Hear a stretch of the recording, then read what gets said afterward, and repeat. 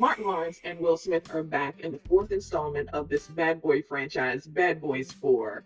Is it any good? I'll get into all of it and break it down without spoilers. Bad Boys Ride or Die is the fourth installment in the Bad Boys franchise. Directors Adil El Arbi and Bilal Fallah are back. They are Belgian directors who directed episodes of Snowfall, episodes of Miss Marvel, and they directed Bad Boys for Life, which was Bad Boys 3. I love their camera angles, and I'll get into where they're distinctive in this film, but they complemented a lot of the previous action directors. I think they complement the styles of Michael Bay. Michael Bay is heavily influenced here, and even Tony and Ridley Scott with the styles. This you can see their signature style here, but they also complement the action directors that came before them in a really good way, in a nod saying, okay, action films are good in our hands. We'll be good stewards over it because they're showing that everything doesn't have to be a superhero movie to show a lot of action packed action sequences and set pieces. And I think they do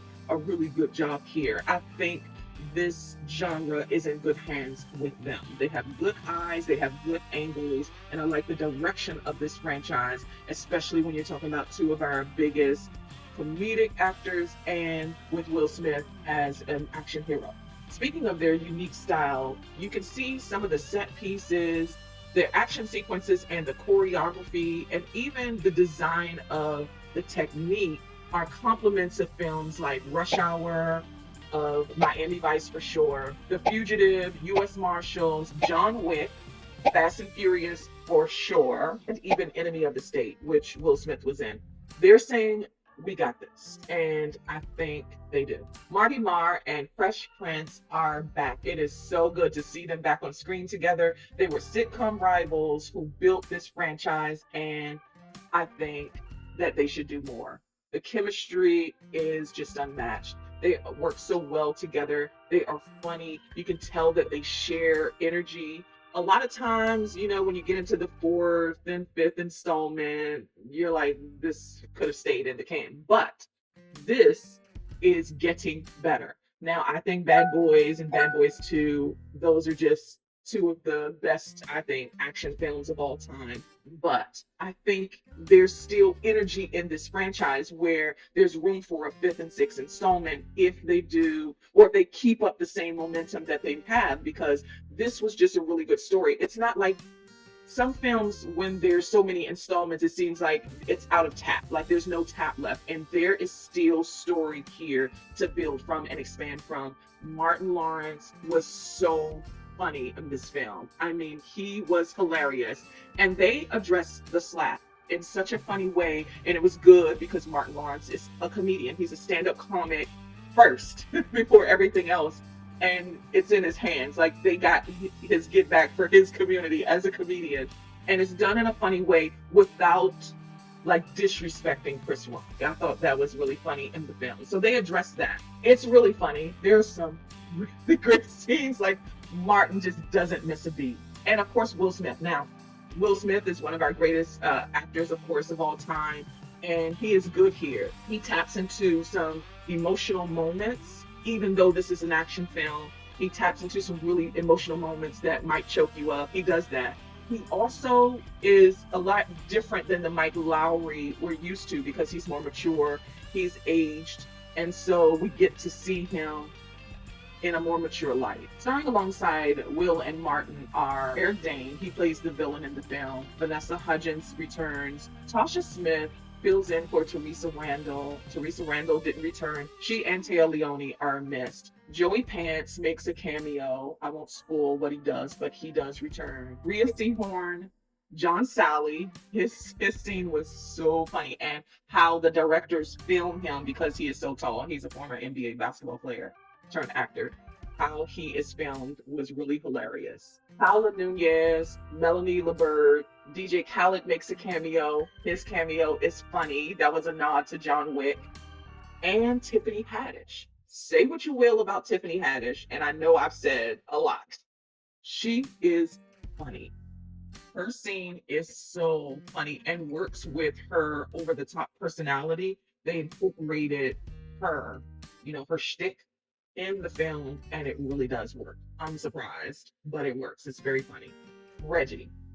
Reggie is back. He has arguably two of the best scenes. He has the final shot, which was really funny. It was justice for Reggie. And he has like a big shootout scene that will have you like applauding. If you're familiar with the franchise, you will be like cheering and just so hilarious. Reggie got get back because people for years have been saying justice for Reggie.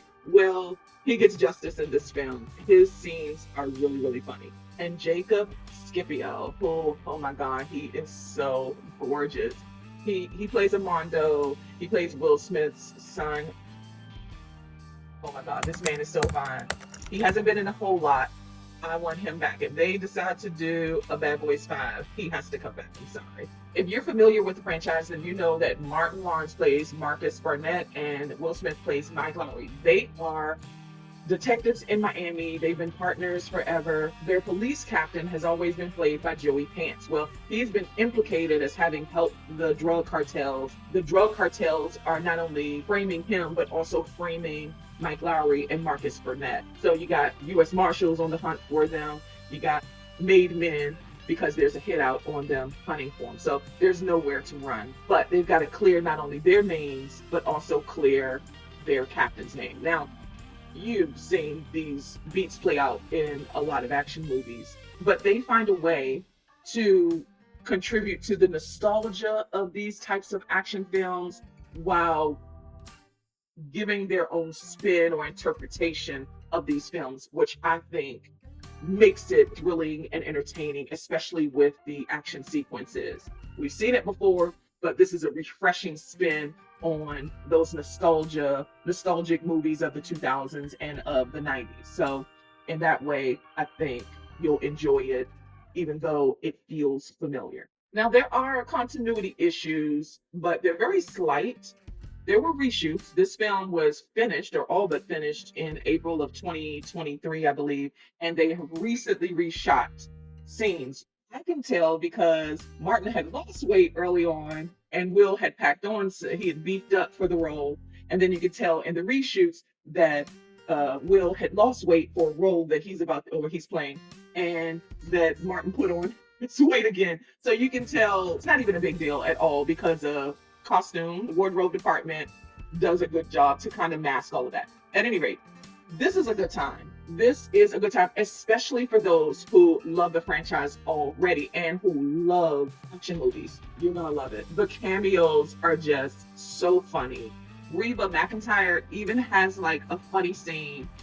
It's in the trailer, but it's even funnier playing out on screen. I just was cackling. It was so funny. This is a good time. I saw it in Dolby, which is my Dolby Cinema, like Atmos, which is my favorite experience in the theater. I'm going to see it in IMAX on Saturday to get that experience. I loved it. It's one of my favorite movies of the year. I can't recommend this movie enough. If you like action films, if you like Will, if you like Martin, if you like a good time in the theater, this movie is for you. Bad Boys Ride or Die, Bad Boys 4, is in theaters this weekend.